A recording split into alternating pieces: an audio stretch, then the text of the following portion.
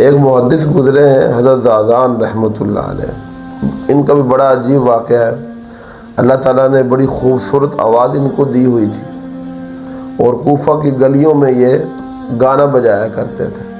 ایک مرتبہ سیدنا عبداللہ بن مسعود رضی اللہ عنہ ان کے پاس سے گزرے تو یہ لوگوں میں بیٹھ کر گانا گا رہے تھے، تو سیدنا عبداللہ بن مسعود رضی اللہ عنہ نے فرمایا کاش کہ زادان قرآن پڑھتا تو کتنا لطف آتا، مزہ آتا۔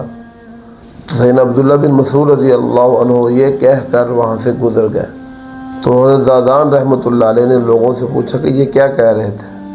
تو لوگوں نے بتایا کہ یہ کہہ رہے تھے کاش کہ زادان قرآن پڑھتا تو کتنا لطف آتا، مزہ آتا۔ حضرت زادان رحمۃ اللہ علیہ نے اپنا سب کچھ وہاں چھوڑا، وہ طبلہ، وہ باجا، وہ سرنگی، ہر چیز وہاں چھوڑی اور سیدنا عبداللہ بن مسعود رضی اللہ عنہ کی خدمت میں حاضر ہوئے اور آ کر توبہ طائب ہوئے اور سیدنا عبداللہ بن مسعود رضی اللہ عنہ کی شاگردی اختیار کی، اور اس کے بعد پھر ان سے حضور صلی اللہ علیہ وسلم کی روایات کو نقل کیا۔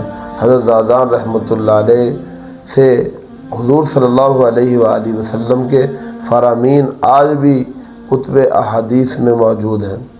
تو دیکھیں جو انسان اپنے آپ کو بدلنے کی کوشش کرتا ہے، بدلنا چاہتا ہے، جہنم کے رستے سے بچ کر جنت کے رستے پر آنا چاہتا ہے، پھر اللہ بھی مدد فرماتے ہیں۔ اس لیے اگر گزشتہ زندگی میں گناہ ہو گئے تو پریشان ہونے کی ضرورت نہیں ہے، گھبرانے کی ضرورت نہیں ہے۔ اگر اللہ تعالیٰ حضرت زادان رحمۃ اللہ علیہ کو کہاں سے کہاں پر لے کر آ سکتے ہیں تو مجھے اور آپ کو بھی لے کر آ سکتے ہیں۔ اس لیے کوشش کرتے رہنا چاہیے۔ اللہ مجھے اور آپ کو عمل کی توفیق بخشے۔